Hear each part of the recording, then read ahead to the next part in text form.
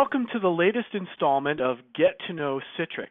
I'm Scott Solomon, Technology Consultant for Ingram Micro, and today we're going to get to know Citrix's native one-time password, or OTP. Citrix's native OTP is a feature that's provided through NetScaler Gateway versions 12.0 or newer. It's a feature that allows administrators to add a second security authentication factor to the NetScaler login in order for users to gain access to their Citrix resources. This is an important component of any good security design because, as most administrators know, users are notorious for not adhering to best practices when it comes to password complexity, password length, or frequency of change. And although we can enforce some of those things, users will typically use the same password for multiple different logins or write the passwords down, thereby nullifying the protective measures that we take. So what organizations have done is add a second authentication factor to the username and password.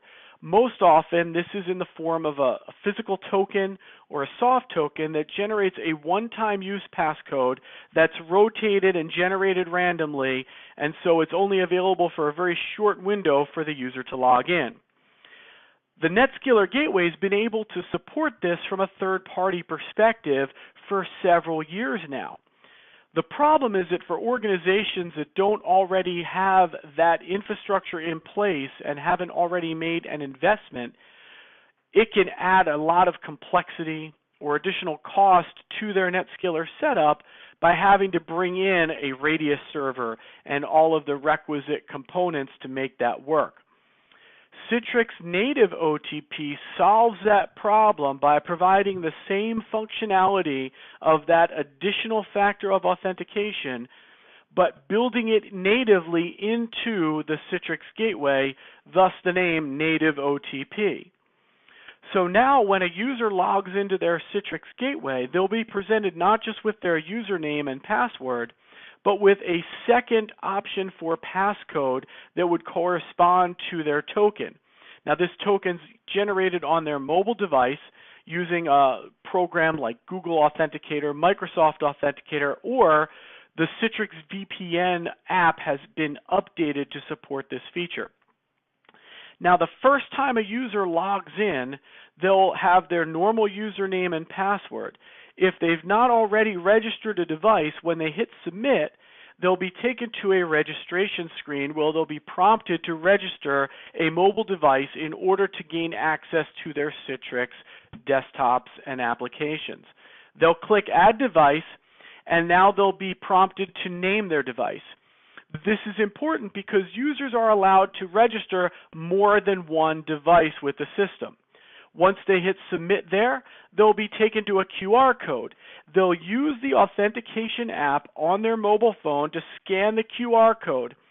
They'll click done once they've completed that, and they'll receive confirmation that their mobile device has been successfully added to the NetScaler Gateway.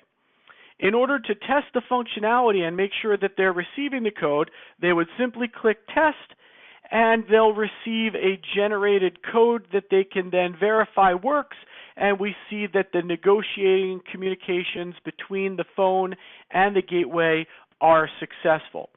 On subsequent logins now, they'll be presented with their username, their password, and the secondary passcode that they will generate each time they want to log in from their registered mobile device. There are self-serve options for deleting a mobile device, registering a new mobile device, forgetting their passcode. So the reduced administrative overhead, the reduced need for components in addition to the NetScaler make this a very cost-effective way to add a more secure login environment to your Citrix apps and desktops. So I'd like to thank you for taking the time to watch this video, and I hope you've gotten to know Citrix native OTP just a little bit more as a result of this video. Thank you.